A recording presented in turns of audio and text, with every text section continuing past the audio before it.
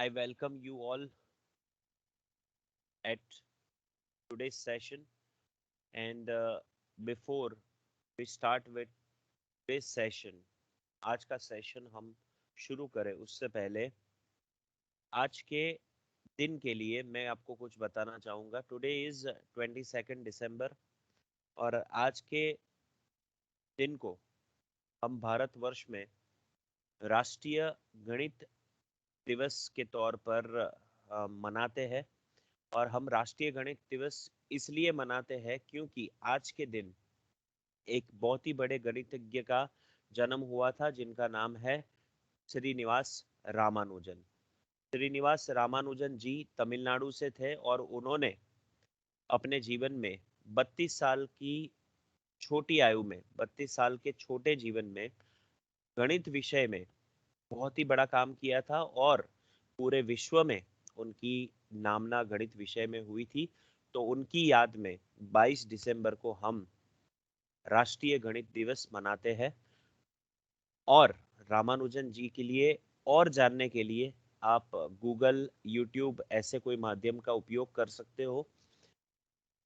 आज का समय जहाँ पर गणित काफी कठिन माने जाना वाला विषय है, उस जमाने में Srinivasan Ramanujan ji, I am talking about 18th century, जब उनका जन्म हुआ था, उस जमाने में रामानुजन जी ने कोई भी फॉर्मल एजुकेशन गणित के बारे में नहीं लिया था, फिर भी उन्होंने गणित में इतना अपना प्रदान किया, इतना योगदान किया। तो आप समझ सकते हैं कि 32 साल की कम उम्र में उन्होंने गणित विषय में कितना बड़ा कंट्रीब्यूशन किया होगा।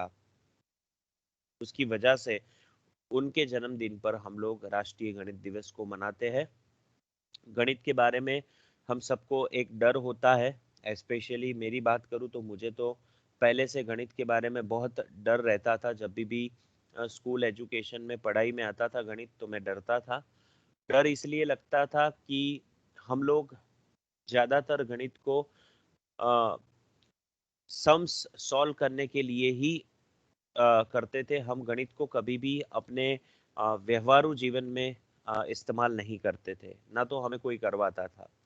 तो आप सबसे मेरा ये निवेदन है कि हमारे देश में, हमारे भारत में गणित के लिए काफ़ी ऐसे लोग हैं जिन्होंने काम किया है। जैसे आर्यभट्ट जी है, फिर श्रीनिवास रामानुजन जी है। और इसके अलावा हमारे भारतवर्ष में वैदिक गणित भी है।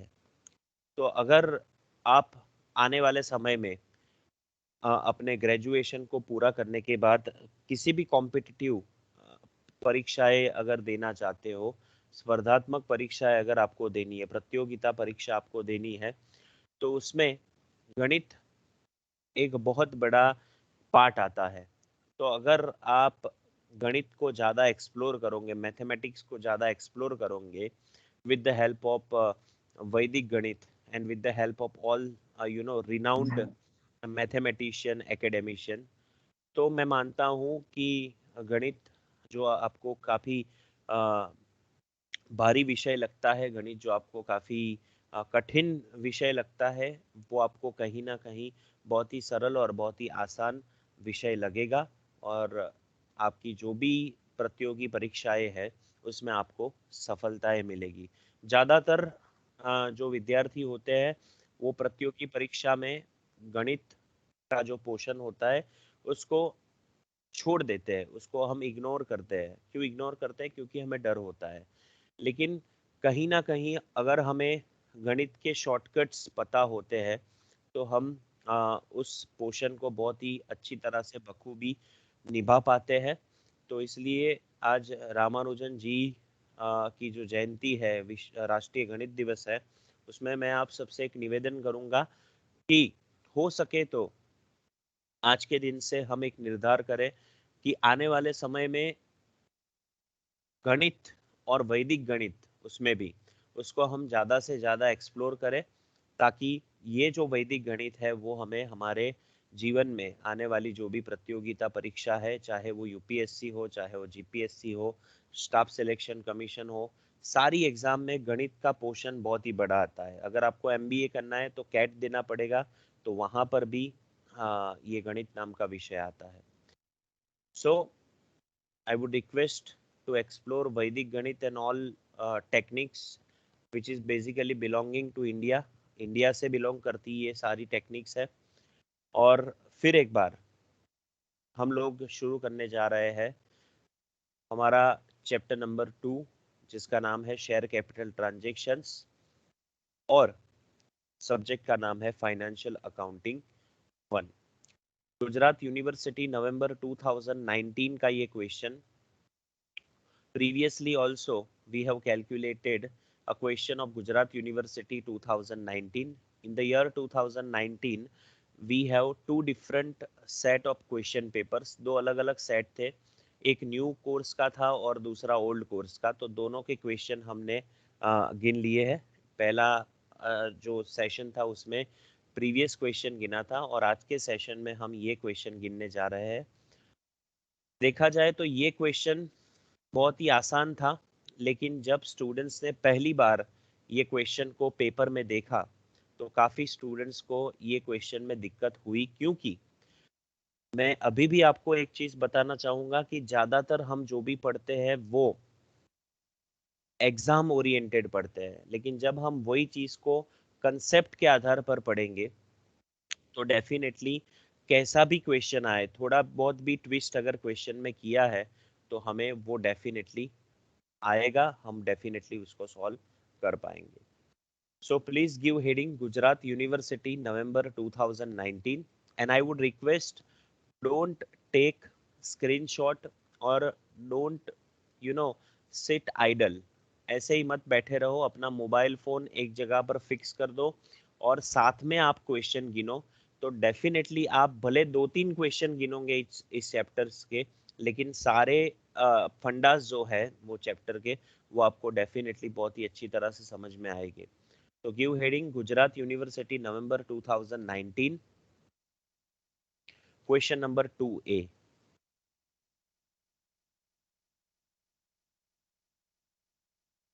Refer the question first. सबसे पहले क्वेश्चन रिफर करते हैं हम लोग। The Nishant limited issued 20,000 equity shares of ₹100 each at a premium of 20%.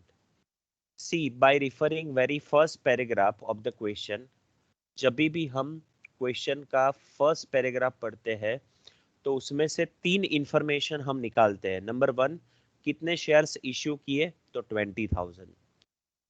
What is the face value, face value क्या है, तो वो है 100।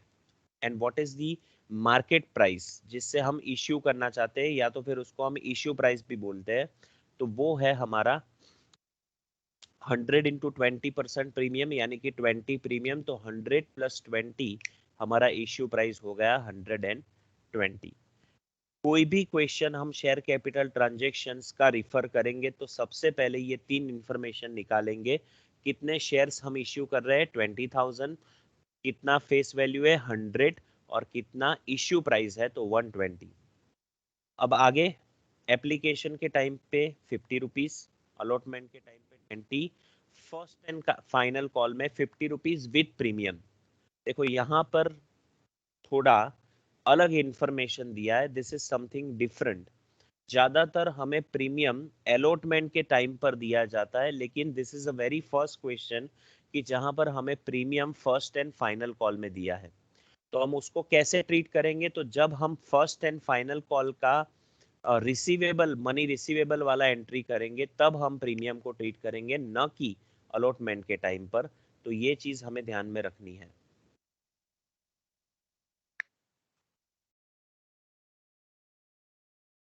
उसके बाद वेरी इंपॉर्टेंट पैराग्राफ, ये इंफॉर्मेशन खत्म होने के बाद जो भी पैराग्राफ आता है वो हमारे लिए बहुत ही इंपॉर्टेंट होता है, क्योंकि वहीं से हमारे जो सम का प्रैक्टिकल सॉल्यूशन शुरू होता है। तो refer this information, applications were received for 50,000 shares. यहाँ पर हमें 50,000 शेयर्स के लिए एप्लीकेशन मिल रहा है, out of which 2/5 share applications were rejected fully.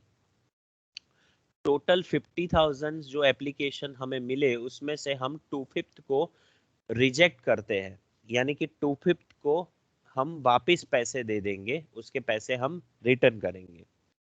And pro rata allotment was made to remaining applications. Excess application money were kept by the company as allotment money and calls in advance. यानी कि application के time पर जब हम pro rata allotment करते हैं और pro rata allotment की वजह से जो भी हमारे पास सरप्लस मनी आता है वो सरप्लस मनी को हम अलॉटमेंट और कॉल्स इन एडवांस के तौर पर गिन के उसको हम ट्रीट करते हैं। तो ये इंफॉर्मेशन से हमारा क्वेश्चन का जो सॉल्यूशन है वो शुरू होगा। तो give heading solution and as a part of solution सबसे पहले इन 5-6 लाइंस हमारा पहला टेबल बनेगा, table showing pro rata allotment. वहां पर 2 कॉलम्स बनाते हैं हम, एप्लीकेशंस और अलॉटमेंट। और दूसरा टेबल बनेगा table showing stage wise amount received. तो ये दोनों टेबल आप ड्रॉ करिए। पहले हेडिंग दीजिए गुजरात यूनिवर्सिटी 2019 क्वेश्चन 2A और उसके बाद लिखिए सॉल्यूशन और उसके बाद ये 2 टेबल।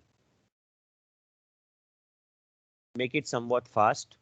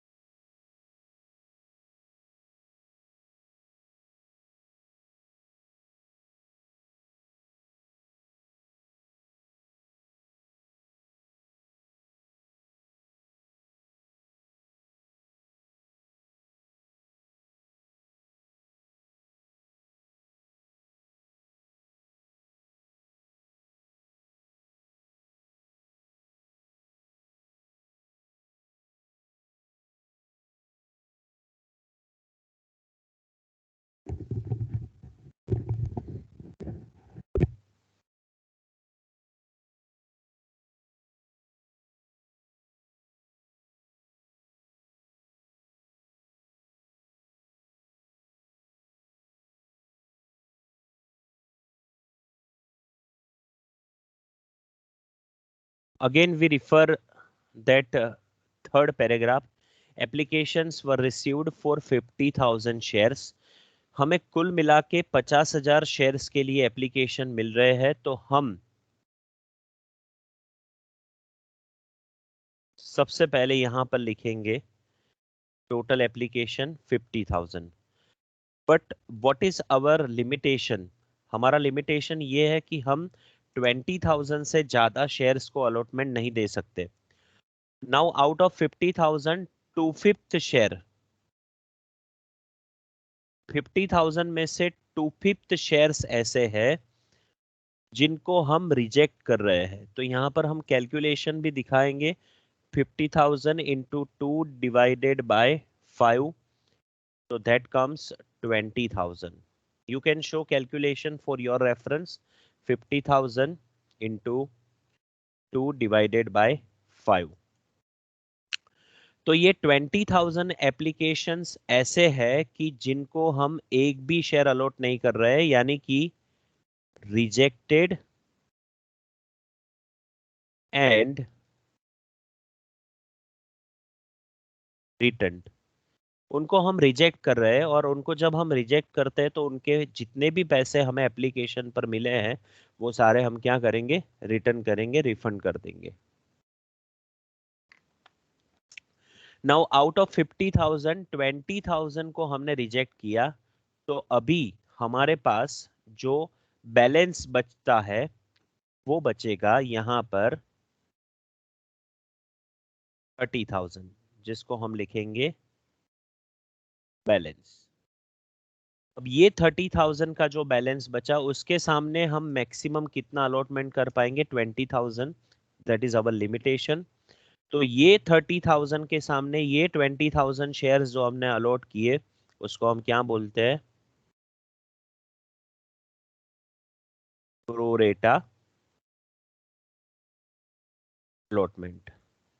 और जब भी हम प्रो रेटा बेसिस के ऊपर अलॉटमेंट करते हैं, तब ऑलवेज प्रो रेटा बेसिस के ऊपर अलॉटमेंट करने की वजह से हमारे पास सरप्लस पैसे होते हैं, और वो सरप्लस पैसे हम शेयर होल्डर्स को वापिस नहीं करते, लेकिन वो पैसे उनके जो आने वाले स्टेजेस है, जैसे यहाँ पर अलॉटमेंट और फर्स्ट एंड फाइनल कॉल, उस पैसे के सामने ये पैसे जो हमें एडवांस में मिले उसको हम क्या करते हैं? एडवांस करते हैं, उसको हम सेटल करते हैं। तो ये हमारा फर्स्ट टेबल हो गया, जहां पर 20,000 एप्लीकेशंस को हमने रिजेक्ट किया और 30,000 के सामने हमने प्रो रेटा बेसिस के ऊपर 20,000 शेयर्स को अलॉट किया। तो कुल मिला के 50,000 एप्लीकेशंस हमें मिले थे और उसके सामने अलॉटमेंट हमने किया 20,000।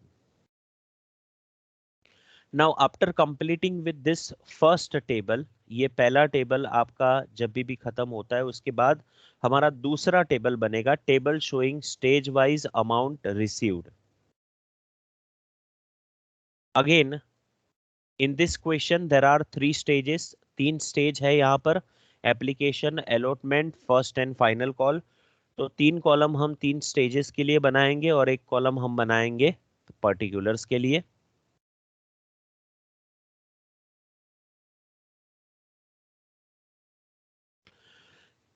ये जो टेबल है वो हमेशा शुरू होगा number of shares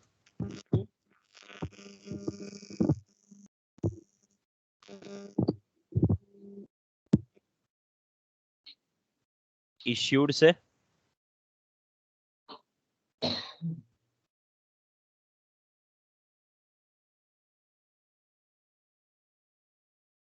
number of shares issued.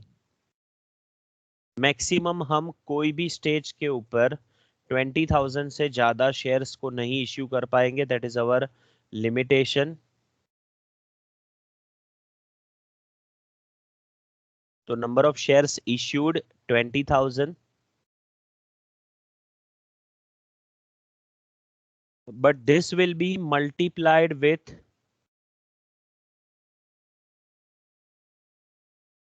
amount per share।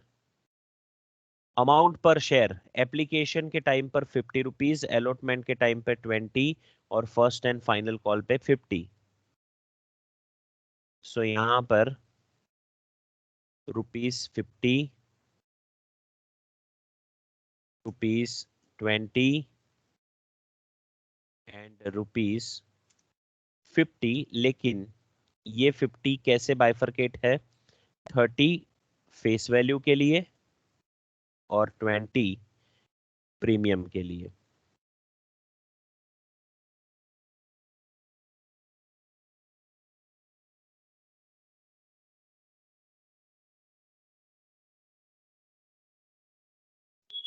Sir screen नहीं दिखाती।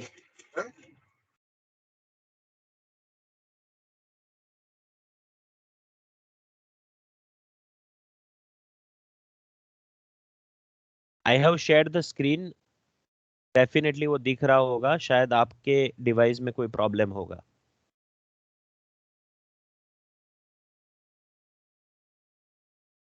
खाली आपको नहीं दिख रहा है कि बाकी सब लोगों को भी नहीं दिख रहा है?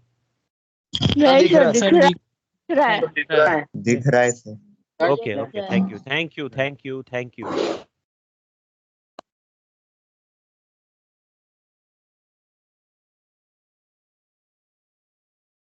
See, I am recording this session, so please in between कोई भी ऑडियो अपना शुरू ना करे।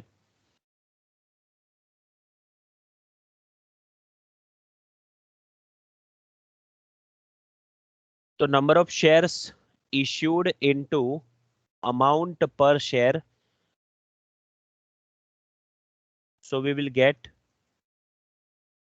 total amount receivable,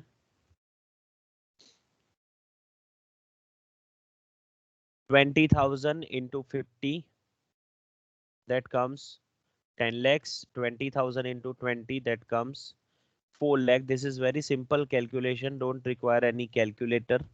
And 20,000 into 50 again 10 lakhs.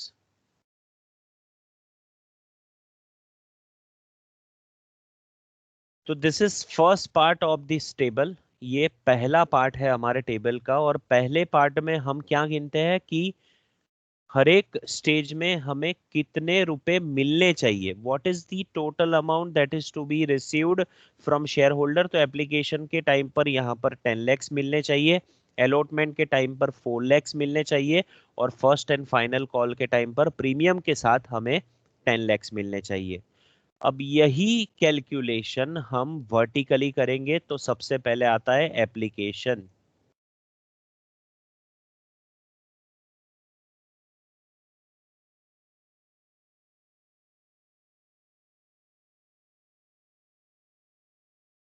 At the time of application, total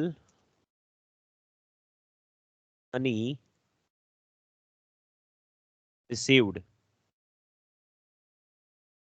कुल मिला के एप्लीकेशन के टाइम पर हमें 50,000 एप्लीकेशंस रिसीव होते हैं. और 50,000 एप्लीकेशन के ऊपर पर शेयर 50 रुपीज, यानी कि 50,000 इंटू 50. 50,000 इंटू 50 यानी कि 25 lakhs. तो eight the time of application total money received is 25 lakhs. लेकिन उसमें से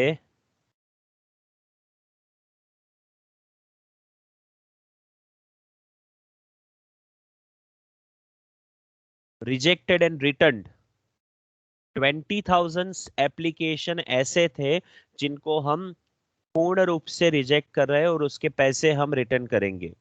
तो यहां पर कैलकुलेशन दिखाएंगे 20,000 into 50.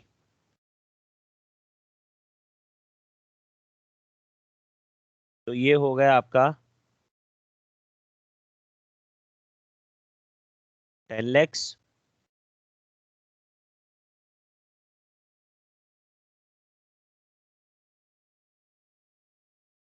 Now out of 25 lakhs 10 lakhs हम वापिस कर रहे हैं, रिजेक्ट कर रहे हैं. तो हमारे पास अभी भी कितना बैलेंस बचा? 15 lakhs.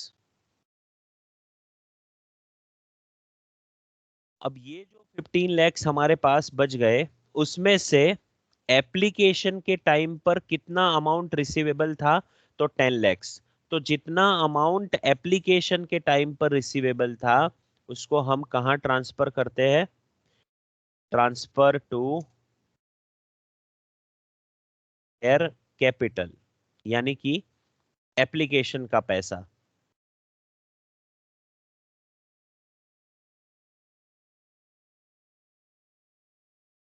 और ये 10 lakhs हम एप्लीकेशन के कॉलम में भी लिखते हैं हमेशा, क्योंकि हमें पता रहता है कि 10 लाख रिसीवेबल था और 10 लाख रिसीव भी हो गया. But still we have balance of 5 lakh. अभी भी हमारे पास 5 लाख रुपए बच जाते हैं. अब देखो, नॉर्मली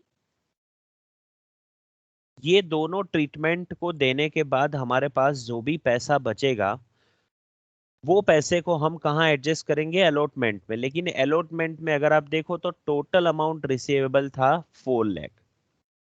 हमारे पास जो पैसा बचा है, जो बैलेंस है, वो था 5 lakhs. और अलॉटमेंट के टाइम पर रिसीवेबल अमाउंट कितना था? 4 लाख.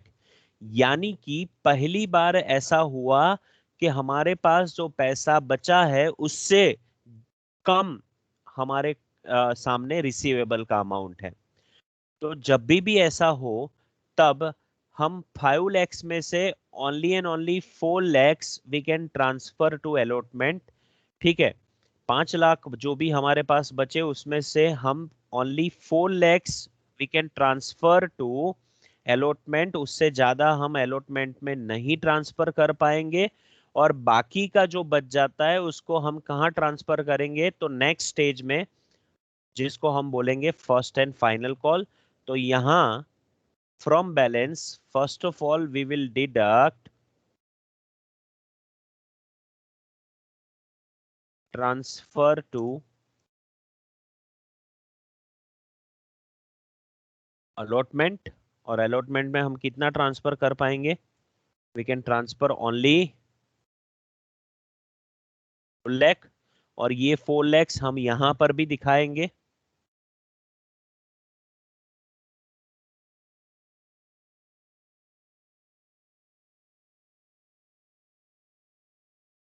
अभी भी हमारे पास बैलेंस बच गया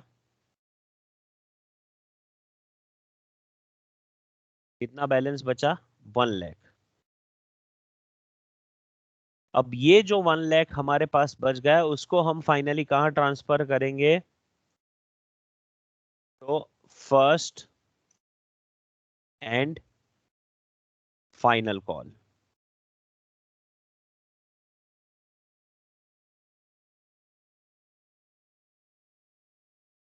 और ये जो 1 लाख है उसको हम फर्स्ट एंड फाइनल कॉल के कॉलम में भी यहां पर दिखाएंगे। तो फाइनली यहां पर at the time of application जो बैलेंस है वो नील हो गया, पूरा हो गया। अगेन ये जो कैलकुलेशन है उसको हम एक बार फिर रिवाइज कर लेते हैं। सबसे पहले हमारे पास 50,000 एप्लीकेशंस आते हैं और 50,000 एप्लीकेशन के ऊपर हमें 25 लैक्स रिसीव होता है। अब 25 लैक्स में से हम लोग 20,000 शेयर्स के ऊपर हमें जो मिला उसको हम क्या करते हैं? रिटर्न करते हैं। यानी कि 25 लैक्स में से 10 लैक्स को हम रिटर्न करेंगे तो हमारे पास बैलेंस बच गया 15 लैक्स। अब ये 15 लाख जो बचे उसमें से 10 लैक्स एप्लीकेशन के पैसे थे तो उसमें से 10 लैक्स हम एप्लीकेशन के टाइम पर ट्रांसफर कर देंगे। फिर भी हमारे पास 5 लाख रुपए बच जाते हैं और 5 लाख जो बचे उसमें से 4 लैक्स हम लोग अलॉटमेंट में ट्रांसफर करेंगे। क्यों 4 लैक्स हम अलॉटमेंट में ट्रांसफर करेंगे? क्योंकि उससे ज्यादा हम अलॉटमेंट में नहीं ट्रांसफर कर पाएंगे। द रीजन इज कि अलॉटमेंट के अमाउंट जो रिसीवेबल है वो 4 लैक्स ही है। तो हम यहाँ पर 4 लाख से ज्यादा अमाउंट नहीं ट्रांसफर कर पाएंगे। एंड फाइनली हमारे पास जो 1 लाख रुपया बचता है उसको हम कहाँ ट्रांसफर करेंगे? फर्स्ट एंड फाइनल कॉल में। तो इस हिसाब से एप्लीकेशन के जो 25 लैक्स रुपीस हमें मिले थे वो सारे यहाँ पर सेटल हो गए। और अब हम देखें तो एप्लीकेशन में एक भी रुपया बाकी नहीं है। अलॉटमेंट में भी एक भी रुपया बाकी नहीं रहेगा क्योंकि 4 लाख के सामने हमें 4 लाख मिल रहे हैं। लेकिन फर्स्ट एंड फाइनल कॉल में अभी भी हमें कितने मिलने बाकी है? तो 9 लैक्स रुपीस।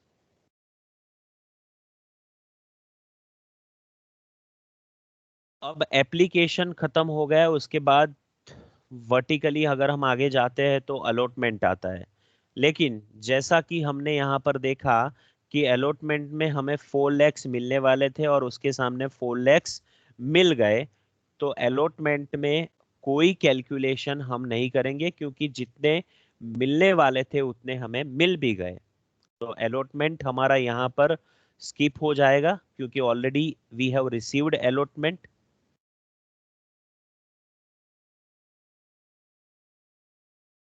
तो उसके बाद क्या आएगा? First and final call.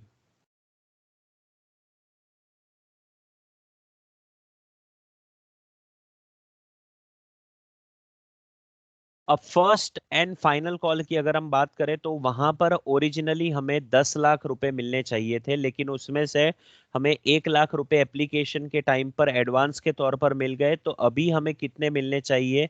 9 lakh रुपए। अब आगे और भी इंफॉर्मेशन दिया है। क्या है इंफॉर्मेशन? उसको हम पढ़ेंगे। Nitesh who had been allotted 400 equity shares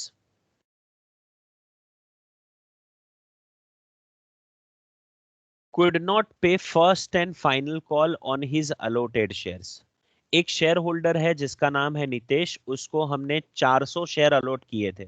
अब देखो, जब भी ऐसा कोई भी कैलकुलेशन आता है, ऐसी कोई भी इंफॉर्मेशन आपको दी होती है, तो सबसे पहले ये देखने का कि जो भी शेयर होल्डर हमें पैसे नहीं पे कर रहा है, उसके हमें कौन से शेयर दिए हैं, whether it is applied share या फिर अलोटेड शेयर।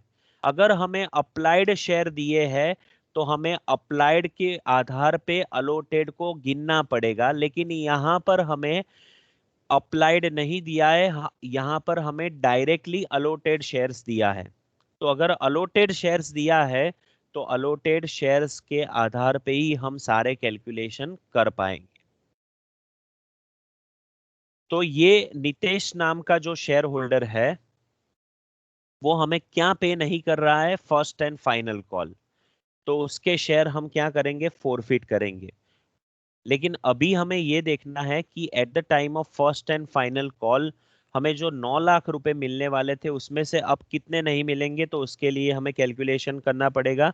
नितेश के अलोटेड शेयर्स थे 400, उसके ऊपर हमें आइडियली 50 रुपीज का फर्स्ट एंड फाइनल कॉल नहीं मिलेगा। देखो यहाँ पर हमने ऑलरेडी लिखे हैं फर्स्ट एंड फाइनल कॉल के टाइम पे कितने रुपए मिलने वाले थे, 50 रुपीज।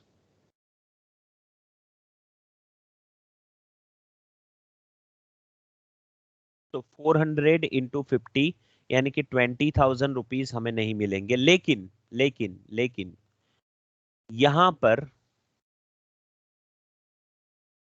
अगर हम देखें तो eight the time of first and final call कुछ अमाउंट ऐसा था जो हमें एडवांस में मिला था। कितना अमाउंट एडवांस में मिला था हमें, 1 लाख।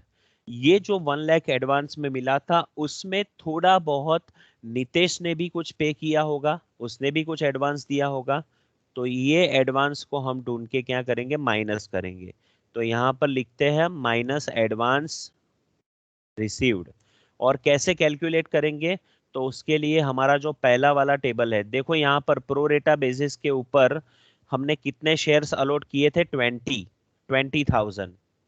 तो यहाँ पर we can put up one equation की 20,000 टोटल जो शेयर्स हमने अलॉट किए थे उसके ऊपर कितने रुपए हमें एडवांस में मिले, 1 लाख। तो नितेश के 400 जो शेयर्स थे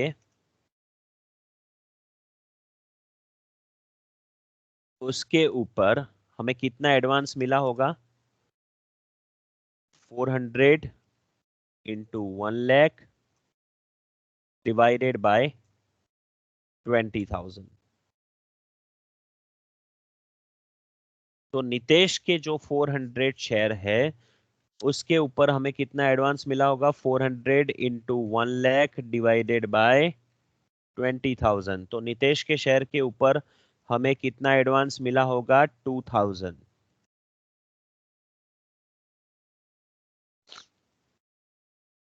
तो कुल मिला के नितेश के पास से हमें फर्स्ट एंड फाइनल कॉल के 20,000 मिलने चाहिए थे, लेकिन वो नहीं मिलेंगे।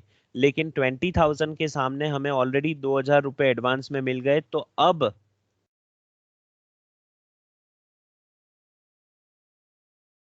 अमाउंट नॉट रिसीव्ड कितना हो जाएगा हमारा, 18,000। और ये जो 18,000 है जो हमें नितेश के पास से अब नहीं मिल रहा है उसको हम क्या करेंगे, फर्स्ट एंड फाइनल कॉल में से डिडक्ट करेंगे, माइनस करेंगे।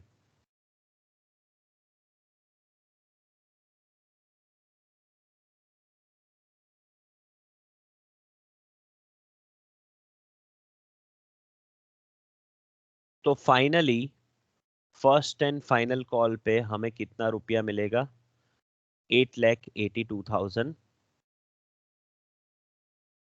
Amount received on first and final call. तो ये हमारा पूरा कैलकुलेशन हो गया, application allotment first and final call. Now on the basis of this calculation we can pass journal entries। Journal entries हम हमेशा थर्ड पेज से स्टार्ट करते हैं। पहले 2 पेजेस को हम एक्सक्लूसिवली कैलकुलेशन यानी कि टेबल के लिए रखते हैं। तो 3rd पेज के ऊपर journal entries in the books of Nishant limited, number, particulars, debit rupees, credit rupees.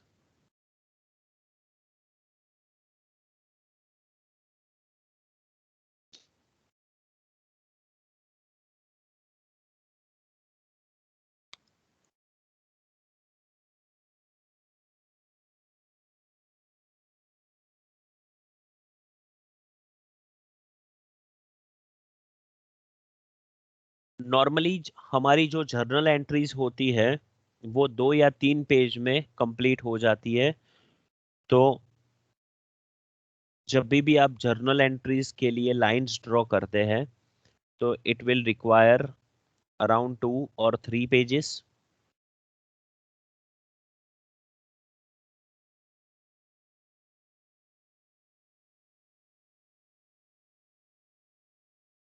Very first entry,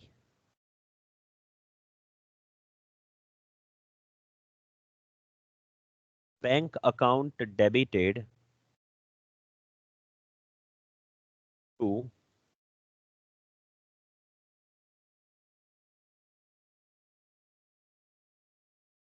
share application account.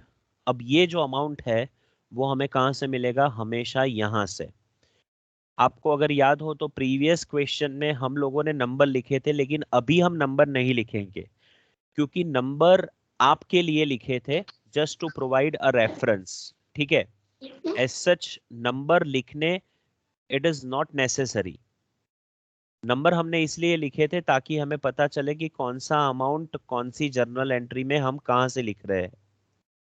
तो यहाँ पर डायरेक्टली हम अमाउंट को आइडेंटिफाई करेंगे। एप्लीकेशन में हमें 25 लैक्स रिसीव हो रहे हैं, तो सबसे पहले फर्स्ट एंट्री हम यहाँ से पास कर रहे हैं 25 lakhs. Narration is always a part of journal entry being money received on application. Very short and very sweet narration we will write. Number 2, first entry में हमने शेयर एप्लीकेशन को क्रेडिट किया, तो now it will be debited share application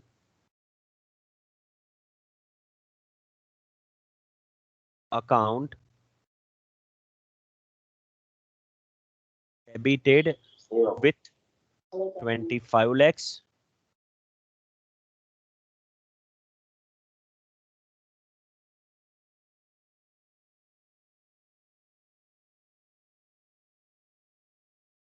To bank account. सबसे पहले 25 लैक्स में से हम कितने रुपए वापस कर रहे हैं, कितने रुपीस रिटर्न कर रहे हैं? तो 10 लैक्स। तो उसके लिए बैंक अकाउंट को क्रेडिट करेंगे। देन टू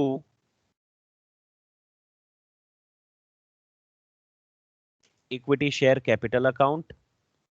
25 लैक्स में से हम कितने रुपए एप्लीकेशन में ट्रांसफर कर रहे हैं? देखो यहां पर 10 lakhs.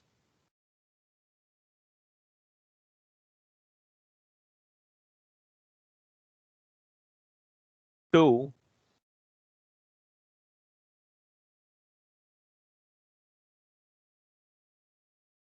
Share allotment account. 25 lakhs में से हम कितने रुपीस अलॉटमेंट में ट्रांसफर कर रहे हैं? तो पूरे के पूरे 4 lakhs.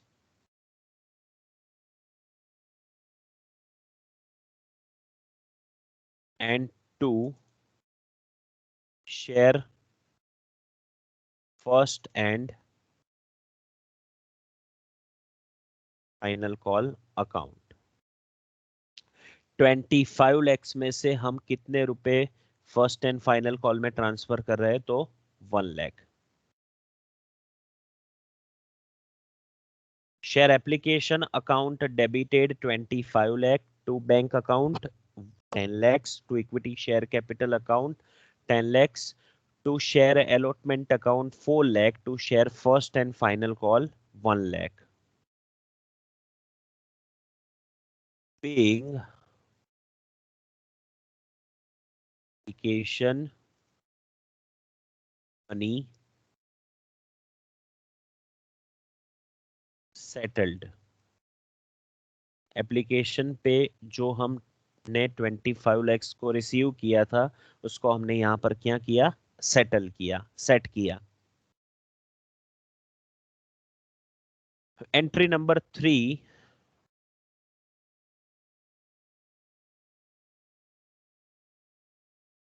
Share allotment account debited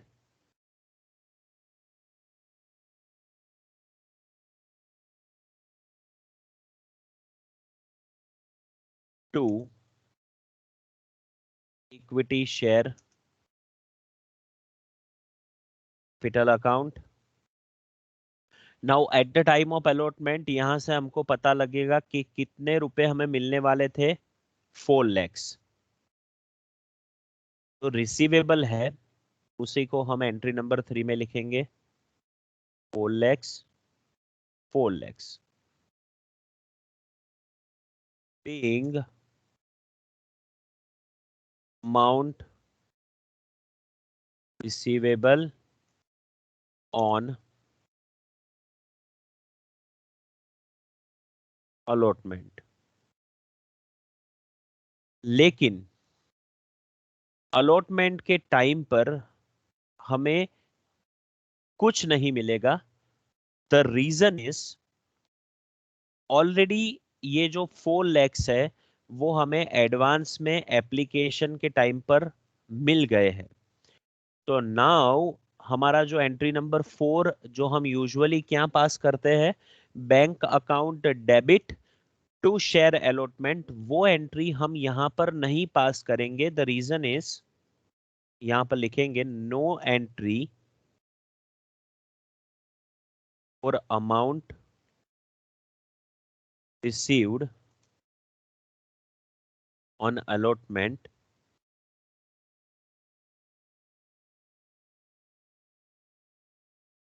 as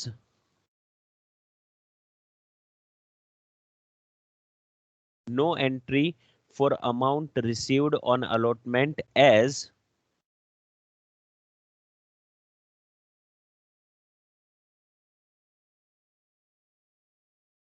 received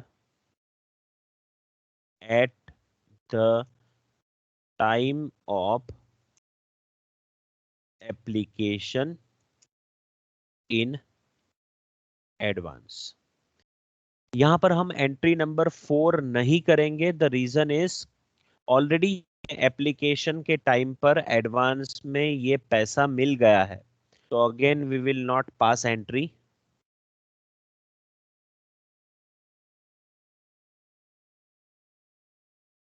तो पहले 2 एंट्री हमने किए एप्लीकेशन के लिए, उसके बाद दूसरे 2 एंट्री हमने किए अलॉटमेंट के लिए. Now we will pass entry number 5, share first and final call account debited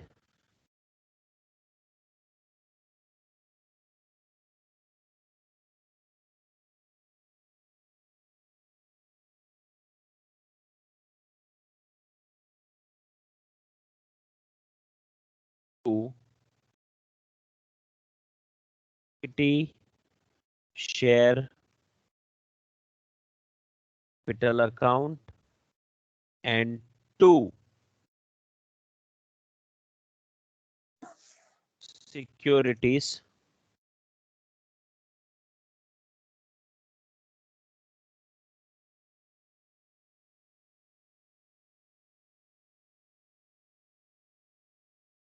premium account.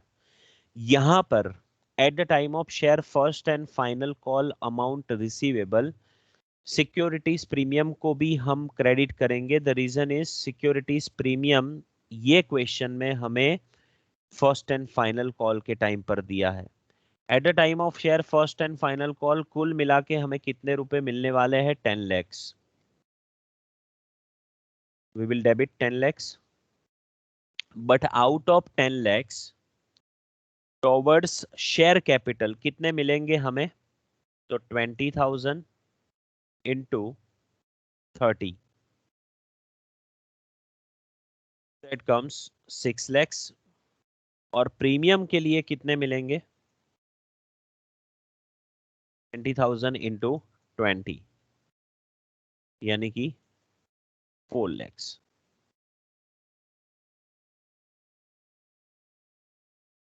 तो कुल मिला के फर्स्ट एंड फाइनल कॉल पे हमें 10 लाख रुपए मिलने चाहिए. नरेशन लिखेंगे हम, बीइंग अमाउंट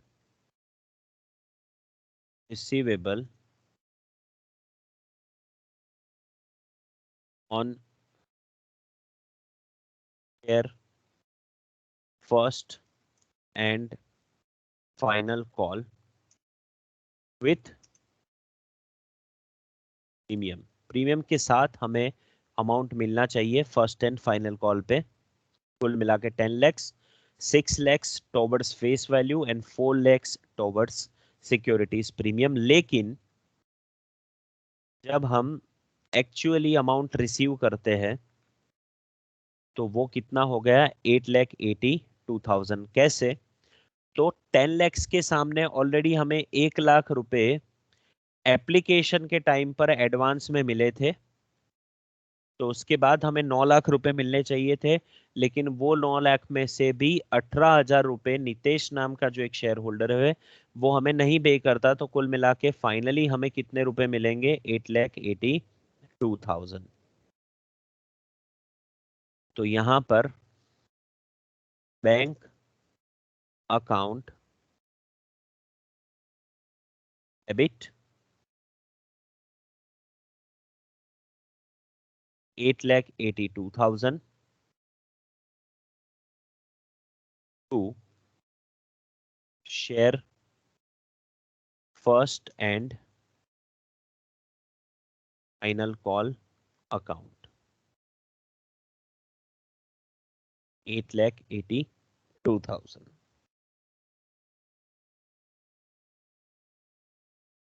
नरेशन हम हमेशा लिखेंगे being amount received on share first and final call except 400 shares of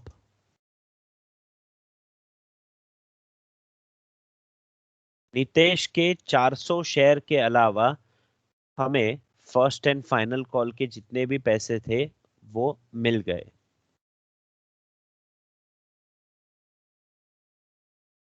in this question there are only 3 stages. 3 stage थे, तो तीनों 3 के लिए हमने एंट्री कर दी. अब नितेश नाम का जो शेयर होल्डर है जो हमें 400 शेयर के ऊपर फर्स्ट एंड फाइनल कॉल नहीं पे कर रहा है, उसके शेयर्स को हम क्या करेंगे? फोरफिट करेंगे. तो यहां पर we can write forfeiture of 400 shares of Nitesh. अब जब भी हम किसी के शेयर्स को फोरफिट करते हैं तब हमेशा इक्विटी शेयर कैपिटल अकाउंट को हम क्या करेंगे?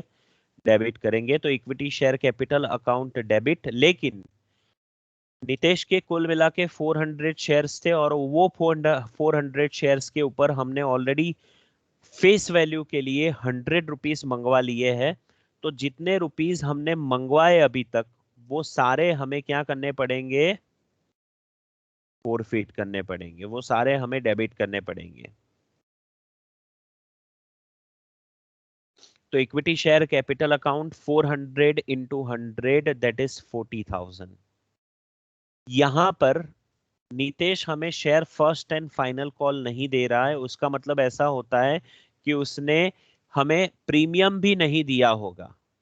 और जब भी प्रीमियम आउटस्टैंडिंग होता है, जब भी प्रीमियम नहीं मिला होता है, तो eight the time of share forfeiture हमें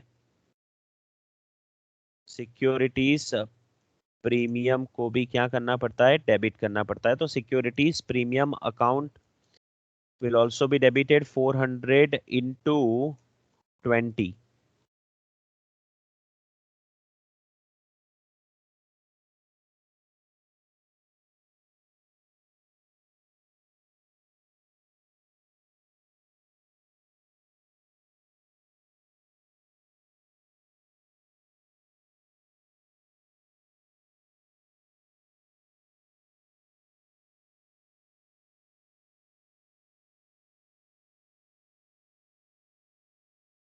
That comes 8,000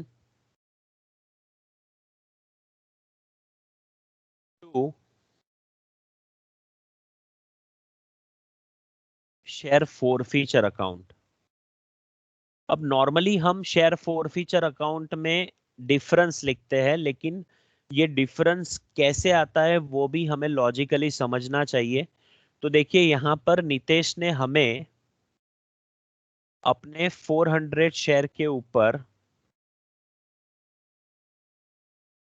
एप्लीकेशन के 50 रुपीज और अलॉटमेंट के 20 रुपीज दिए हैं।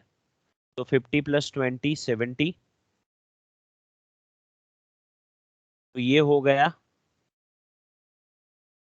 28,000। और उसके साथ साथ नितेश ने हमें कुछ अमाउंट एडवांस में दिया था for first and final one. वो कितना था, 2,000।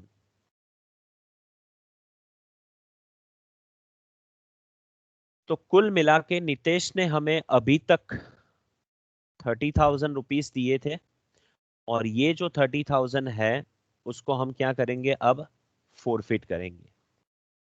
Again, on 400 shares of Nitesh, we have already received application and allotment, that is 50 plus 20, तो 70 रुपीज हमें मिले थे। तो 400 इंटू 70 दैट इज 28,000, और 2,000 रुपए हमें एडवांस के तौर पर दिए थे। तो कुल मिला के नितेश ने हमें जो 30,000 दिए थे उसको हम अभी क्या करेंगे, फोरफिट करेंगे।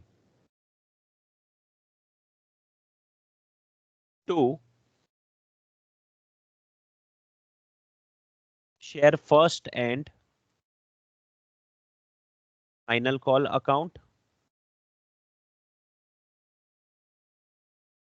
ऑलरेडी हमने यहाँ पर अमाउंट फाइंड आउट किया है, कितने रुपए हमें नितेश नहीं दे पा रहा है, 18,000। जो रुपए हमें नहीं दे पा रहा है उसको हम share first and final call में क्रेडिट करेंगे। तो 18,000। Now if you will refer, तो यहाँ पर equity share capital account debit हो गया 40,000, सिक्योरिटीज प्रीमियम अकाउंट डेबिट 8,000, यानी कि total 48,000। to share forfeiture account 30,000, to share first and final call account 18,000.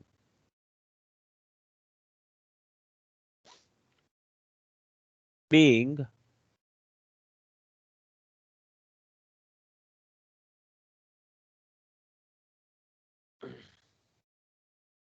forfeiture of 400 shares of Nitesh.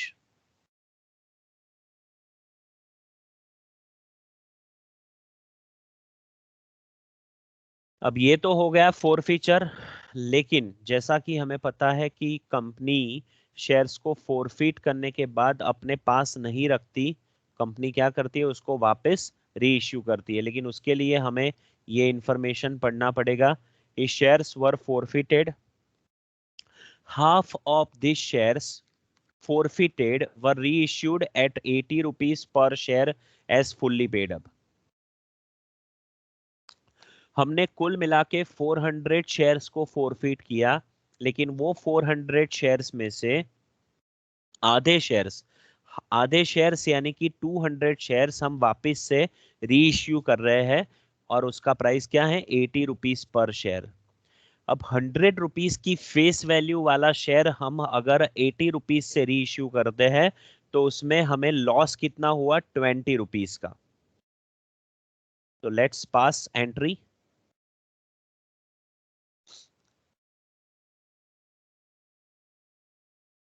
Bank account debit, कितने shares, 200 into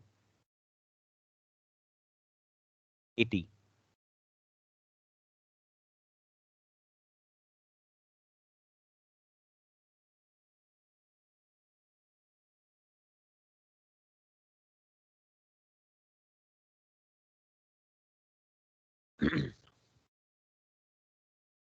Bank account debit 200 into 80, that is 16,000.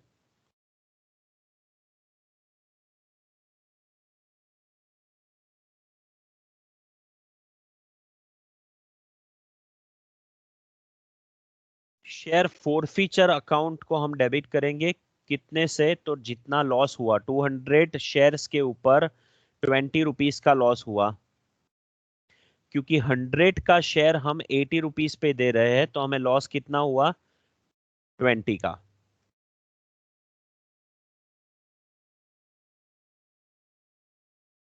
तो share forfeiture account debit 4000 to equity share capital account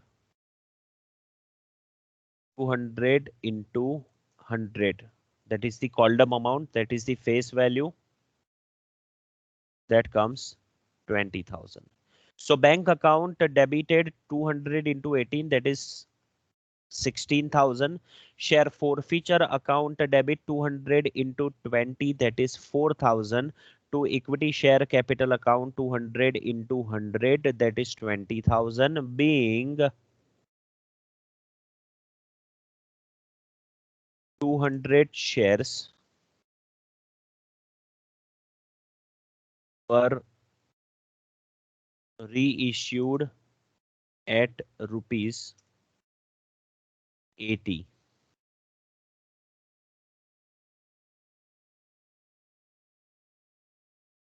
And finally, last entry, ये process पूरा होने के बाद जितना भी share forfeiture का बैलेंस हमारे पास बचेगा उसको हम कहाँ ट्रांसफर करेंगे, कैपिटल रिजर्व में। तो उसके लिए हम हमेशा क्या एंट्री पास करेंगे, share forfeiture account debit to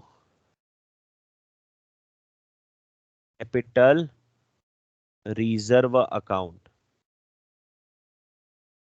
लेकिन यहां पर कुल मिला के हमने जो शेयर्स फॉरफिट किए थे वो थे 400, और उसके सामने जो री इश्यू किए हैं वो है 200। नॉर्मली हम लोग क्या करते हैं कि ये जो क्रेडिट बैलेंस है फॉरफीचर के टाइम पे 30,000, उसमें से हम ये डेबिट बैलेंस को माइनस करके जो भी डिफरेंस आता है वो यहाँ पर लिख देते हैं।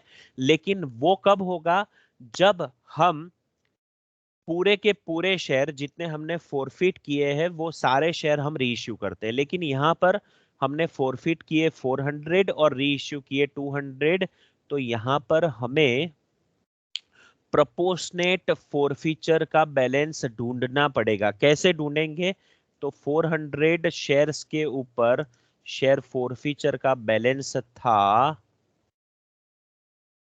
30,000।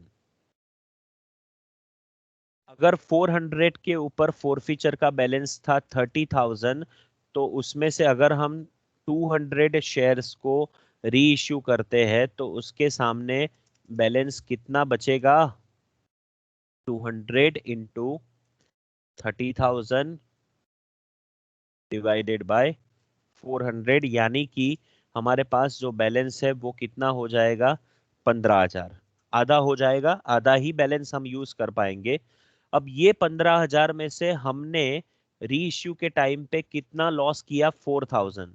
तो ये 15,000 में से हम 4,000 को माइनस करेंगे तो फाइनली हमारे पास जो बैलेंस है वो कितना बचेगा, 11,000। और ये 11,000 को हम कहाँ ट्रांसफर करेंगे, कैपिटल रिजर्व में।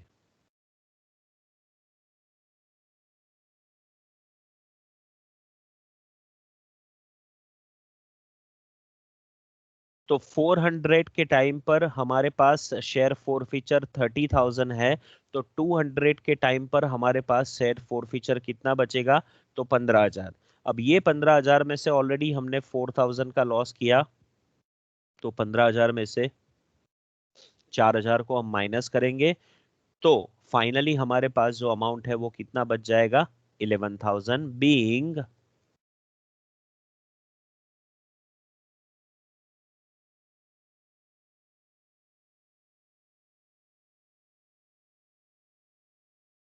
Balance of share forfeiture transfer to capital reserve। तो इस तरह से हमारा 14 मार्क्स का जो प्रैक्टिकल क्वेश्चन नवंबर 2019 में पूछा गया था वो यहाँ पे खत्म हो रहा है। Thank you very much.